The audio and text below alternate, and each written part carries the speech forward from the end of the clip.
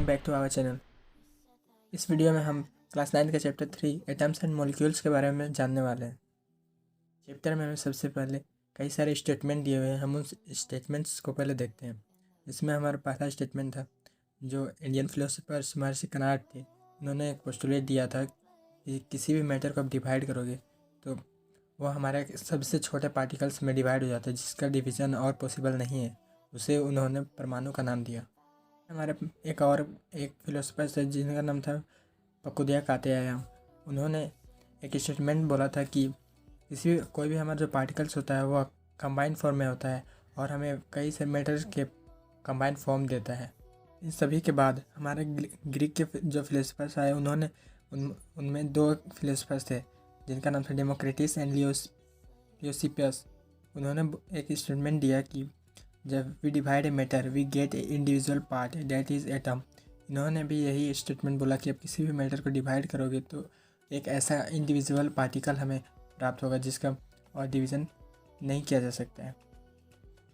तो इंडियन और Greek philosophers एक तरह से सेम स्टेटमेंट दिया करते थे। इसके बाद एंटोनी एल लुइजर ने हमें दो इम्पोर्टेंट केमिकल कॉम्बिनेशन के लिए लॉज दिए, जिनमें हमारा पहला लॉ था law of conservation of mass and law of constant proportion.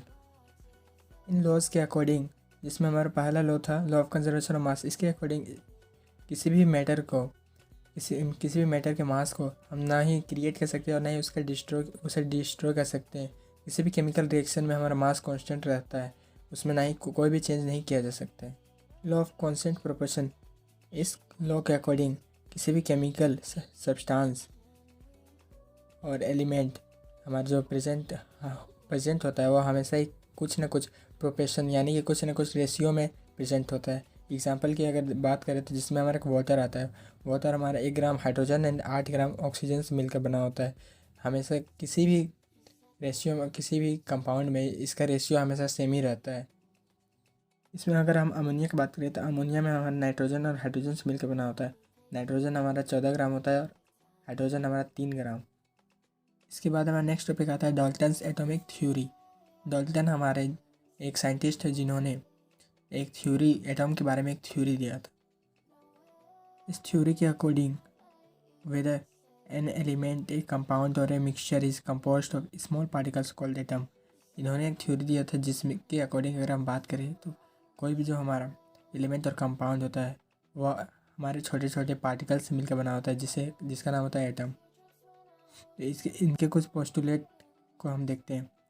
All matters are made from tiny particles called atoms which are participate in chemical reactions. हमारा कोई भी पदार्थ छोटे छोटे पार्टिकल से मिलकर बना होता है जो हमारे केमिकल रिएक्शन में होता है। इसके बाद हमारा नेक्स्ट पोस्टुलेट है atoms are individual particles which can not be created और destroyed in a chemical reaction. किसी भी परमाणु हमारा वह इंडिविजुअल पार्टिकल होता है जिसको हम किसी भी केमिकल रिएक्शन में नहीं बना सकते और ना ही उसका डिस्ट्रॉय कर सकते हैं। Next, atom of a given element are identical in mass and chemical.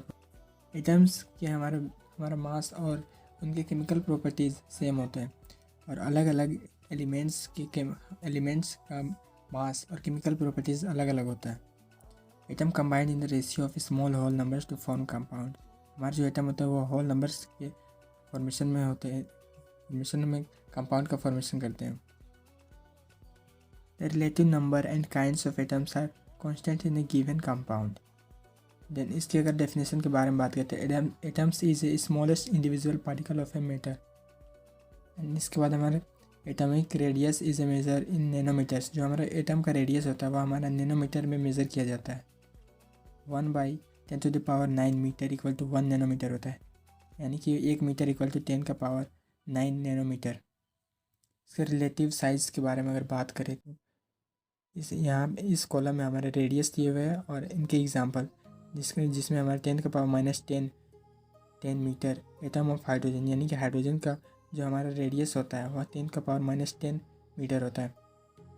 Then हम वाटर के अगर रेडियस के बारे में बात करें तो इसका रेडिया 10⁻9 और हीमोग्लोबिन मॉलिक्यूल का जो रेडियस होता है उसका भी 10⁻8 मीटर होता है। इसके बाद हम धूल मिट्टी की बात करें तो इसका रेडियाई होता है 10⁻⁻⁴ मीटर एंड चींटी का रेडियाई 10⁻⁻³ मीटर।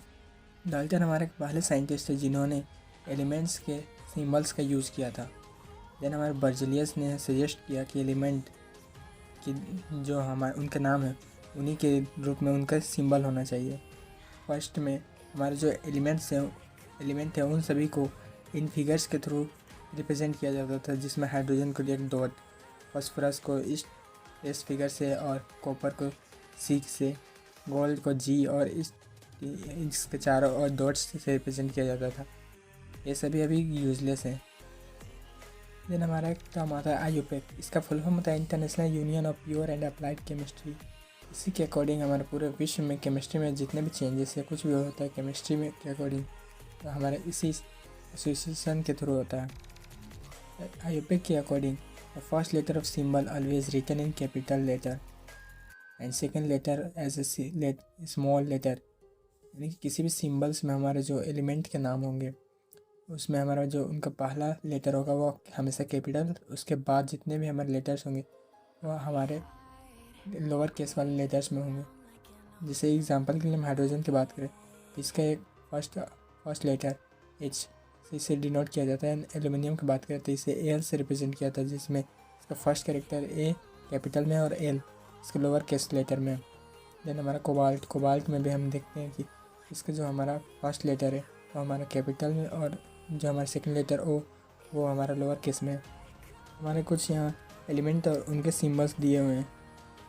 फिर हम बात करें एटॉमिक मास की। एटॉमिक मास हमारा number of proton plus number of neutrons होता है।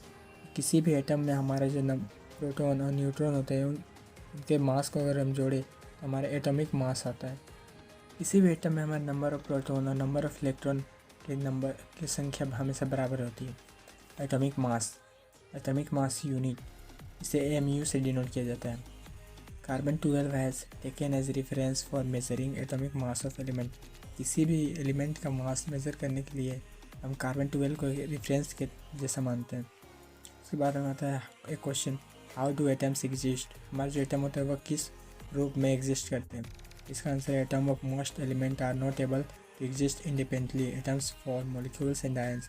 जो हमारे एटम्स होते हैं वो हमारे सिंपली स्वतंत्र रूप में उपस्थित नहीं होते, वो एक तो मॉलिक्यूल्स या आयंस के रूप में होंगे। आता है molecule is a group of 2 और more than 2 atoms that are chemically bonded together. Molecule हमारा 2 और 2 से अधिक परमाणुओं का एक संग्रह होता है जो हमारे केमिकल यानी कि रासायनिक आबंध के द्वारा जुड़ा होता है। Same type element and different elements can form molecule. हमारे जो मॉलिक्यूल्स होते हैं वो अलग अलग एलिमेंट्स के भी हो सकते हैं और एक तरह के एलिमेंट्स के भी हो सकते हैं। जैसे एग्जांपल की बात करें तो एग्जांपल में O2, O3 and Cl2, H2, N2 ये सभी हमारे एक जैसे एक टाइप वाले मॉलिक्यूल्स हैं। O3 का मीनिंग होता है ओजोन। इसे हम आगे डिटेल में जानेंगे। तो बाद हम बात करते हैं एटॉमिसिटी की। एटॉमिसिटी को हम देखते थे, the number of atoms constituting a molecule is known as its atomicity. यानी कि जो हमारे नंबर ऑफ एटम्स होते हैं और जो वो एक मॉलिक्यूल बनाते हैं उसी को हम एटॉमिसिटी के नाम से जानते हैं। Atomicity of non metals. कुछ एटम्स के हम के एटॉमिसिटी के बारे में बात करते हैं। जैसे एटॉमिसिटी के लिए एक एलिमेंट का टाइप दिया हुआ है और इसमें नाम और एटॉमिसिटी। एटॉमिसिटी का सिंपली मीनिंग क्या होता है कि वो कितने सारे एटम्स से मिलकर बना है। ऑर्गन के बारे में बात करते हैं तो ऑर्गन हमारा मोनो एटॉमिक होता है। मोनो का मतलब होता है एक, जो सब हमारा सिंगल एटम से मिलकर बना होता है। और हीलियम की बात करें तो हीलियम भी हमारा मोनो एटॉमिक होता है। ऑक्सीजन हमारा डायटोमिक होता है। डाय का मतलब होता है 2, ये हमारा 2 एटम से मिलकर बना होता है। और क्लोरीन भी हमारा डायटोमिक होता है। ये हमारा सिंगल एटम इस में एग्जिस्ट नहीं करता है, इसलिए हमारा मॉलिक्यूल फॉर्मेशन करके एक डायटोमिक बनाता है। बात करें हम फास्फोरस की, तो फास्फोरस हमारा टेट्रा एटॉमिक होता है। टेट्रा का मतलब होता है 4, यानी कि हमारे 4 एटम से मिलकर बना होता है। देन हमारा आता है मॉलिक्यूल्स ऑफ सम कंपाउंड्स। यहाँ पे हमारा कुछ कंपाउंड दिए हुए हैं और कंबाइनिंग एलिमेंट्स जिनसे वो मिलकर बना होता है और उनके रेशियोज जो हमारा मास में वाटर की बात करते हैं, वाटर हमारा हाइड्रोजन और ऑक्सीजन से मिलकर बना होता है। हाइड्रोजन का रेशियो हमारा 1 यानी कि 1 ग्राम, और ऑक्सीजन का रेशियो हमारा 8 ग्राम होता है, यानी कि 8 ग्राम। और अमोनिया की बात करते हैं, अमोनिया हमारा नाइट्रोजन और हाइड्रोजन से मिलकर बना होता है, जिसमें नाइट्रोजन 14 ग्राम और हाइड्रोजन 3 ग्राम। कार्बन डाइऑक्साइड में कार्बन और ऑक्सीजन से मिलकर बना होता है। कार्बन हमारा 3 ग्राम और ऑक्सीजन हमारा 8 ग्राम होता है। देन हमारा बात करें हम आयंस की, तो आयंस हमारे जो चार्ज स्पीसीज़ होते हैं उन्हें हम आयंस बोलते हैं। किसी भी कंपाउंड में हमारे जो कंपाउंड हमारे 2 एलिमेंट से मिलकर बने होते हैं, तो उनमें हमारे एक पॉजिटिव मेटल होगा और एक नॉन मेटल होगा। तो मेटल पे हमारा पॉजिटिव चार्ज होता है और नॉन मेटल्स पे हमारा नेगेटिव चार्ज। आयंस हमारे सिंपली 2 टाइप्स के होते हैं, पॉजिटिवली चार्ज और negatively charge. Negatively charge ions को हम एनायन बोलते हैं और पॉजिटिवली चार्ज आयंस को कैटायन, यानी कि हम मेटल्स को कैटायन बोल सकते हैं और एनायंस नॉन मेटल्स को एनायंस बोल सकते हैं। एग्जांपल के लिए हम बात करते हैं NaCl जो हमारा सोडियम क्लोराइड है, उसमें सोडियम जो हमारा मेटल है उस पर पॉजिटिव चार्ज होता है, एंड Cl माइनस हमारा नेगेटिवली चार्ज होता है, यानी कि सोडियम पे हमारे एक इलेक्ट्रॉन एक्स्ट्रा होता है और क्लोरीन हमारा एक इलेक्ट्रॉन ले सकता है, यानी कि इस पर एक इलेक्ट्रॉन का लोन होता है, जिससे और इन दोनों को अगर हम मिला के बनाएं तो हमारा NaCl का फॉर्मेशन होता है। इसके बाद हमारा एक टर्म आता है एनिक कंपाउंड्स। एनिक कंपाउंड का मीनिंग ये होता है कि वो हमारा आयन्स से मिलकर बने होता है, जिसमें पॉजिटिव और नेगेटिव होगा, मेटल्स और नॉन मेटल्स। एग्जांपल्स के बारे में बात करते हैं, इसका एग्जांपल है calcium oxide, magnesium sulphide and sodium chloride. Valency, the combining power और capacity of an element is known as its valency, यानी कि किसी भी एलिमेंट में जो हमारे इलेक्ट्रॉन्स होते हैं, उन इलेक्ट्रॉन्स में हमारे जो आउटर ऑर्बिटल में जो हमारा इलेक्ट्रॉन होता है उसे हम उस एलिमेंट का वैलेंसी बोलते हैं। और इसका अगर दूसरा डेफिनेशन की बात करें तो जिसमें हमारा electron present in last orbital which is combined with atoms are called valencies of an element, यानी कि इलेक्ट्रॉन जो हमारा लास्ट ऑर्बिटल में होगा वही हमारा उस एलिमेंट का वैलेंसी कहलाता है। ऑक्टेट का मीनिंग होता है 8, यानी कि 8 इलेक्ट्रॉन्स इन ऑर्बिटल। हमारा आता है chemical formula. The chemical formula of A compound is the symbolic representation of its composition. इस फार्मूला के थ्रू हम किसी भी केमिकल को उसके कंपोजिशन के अकॉर्डिंग हम रिप्रेजेंट कर सकते हैं। एग्जांपल के लिए हम बात करते हैं NaCl, H2O, KCl, PCl, HCl, calcium hydroxide, calcium oxide extra. Formula लिखने के लिए हमें कुछ चीज़ों का ध्यान देना पड़ता है, जैसे वैलेंसी और charges on the ion must balance होना चाहिए। And when A compound consist of a metal and non metal, metal symbol right hand first and non metal is right side. Example के लिए बात करते हैं NaCl में जो हमारा मेटल है वो लेफ्ट साइड है और नॉन मेटल है वो हमारा right side. Then iron sulphide FeS, इसमें भी हमारा जो मेटल होगा वो हमारा राइट साइड है, लेफ्ट साइड है, एंड जो हमारा नॉन मेटल है वो हमारा राइट साइड। कॉपर ऑक्साइड में भी कॉपर हमारा लेफ्ट साइड है और ऑक्सीजन हमारा राइट साइड एक्स्ट्रा। इसके एग्जांपल्स इतने ही हैं और भी इसके एग्जांपल हो सकते हैं। If compounds form polyatomic ions, the number of ions present in the compound is indicated by enclosing the bracket and hence number outside the bracket. Example MgOH का होल 2। जैसे इसमें इस स्टेटमेंट में बोला गया है कि जो हमारे पॉलीएटॉमिक आयंस होंगे, यानी कि जो पॉलीएटॉमिक का मीनिंग होता है जो हमारे बहुत सारे एटम्स मिलकर बना होता है। तो हमारे बहुत सारे जब एटम्स मिलकर मेटल और नॉन मेटल एटम्स जब मिलकर जो पॉलीएटॉमिक आयन बनाते हैं, तो उसमें हमारा जो पॉलीएटॉमिक होगा उसकी वैलेंसीज़ को हम ब्रैकेट के थ्रू लिखते हैं। उससे ब्रैकेट से क्लोज करते हैं और उसके बाद उसकी वैलेंसी को लिखते हैं। एग्जांपल के लिए MgOH हमारा एक पॉलीएटॉमिक आयन है, इसमें हमारा इसकी वैलेंसी 2 होता है, तो इसे हम बाहर लिखते हैं। इसके बाद हम कुछ केमिकल फार्मूलों को देखते हैं, जैसे जिसमें हमारा एक आता है HCl में हमारा हाइड्रोजन और क्लोरीन से मिलकर बना होता है। तो हाइड्रोजन का वैलेंसी हमारा एक होता है और क्लोरीन का भी एक होता है।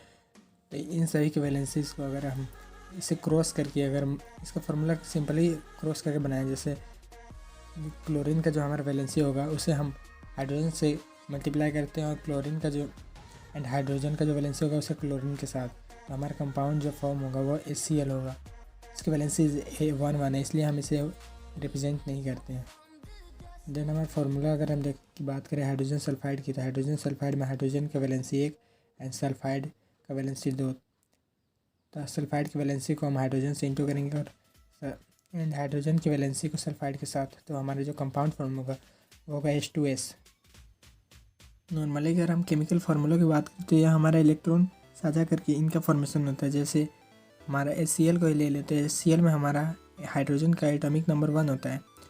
या तो इसे डुप्लीट पूरा करने के लिए एक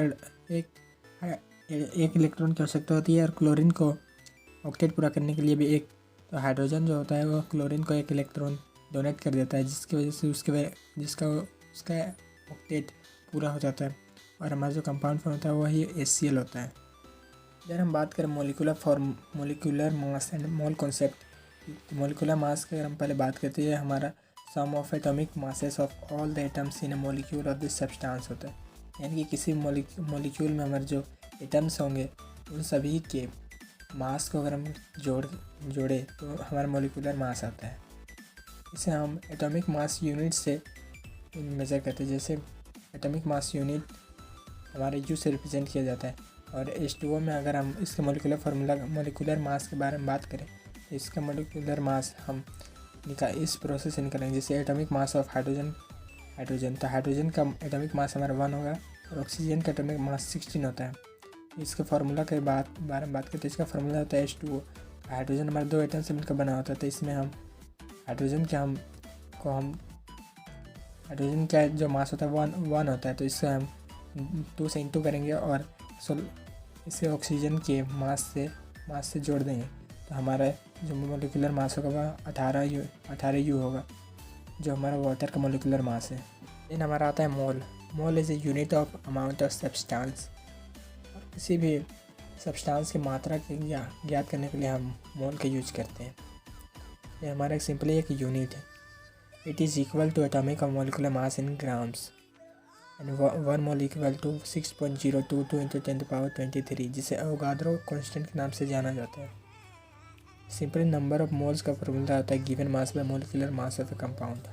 किसी कंपाउंड में उसका मास निकालना चाहते हैं तो मोलिकुलर मास को हम अगर नंबर ऑफ मोल से इंटू कर देंगे तो हमें उसका मास मिल जाएगा। और अगर हम नंबर ऑफ एटम्स का फॉर्मूला ज्ञात करना तो उसे हम given mass by molar mass into Avogadro number करेंगे, तो हमारा जो नंबर ऑफ एटम्स होंगे वो हमारे इससे निकल जाएंगे। इस वीडियो में आज के लिए इतना ही। मिलते किसी अनदर वीडियो में, and please give your feedback on comment box.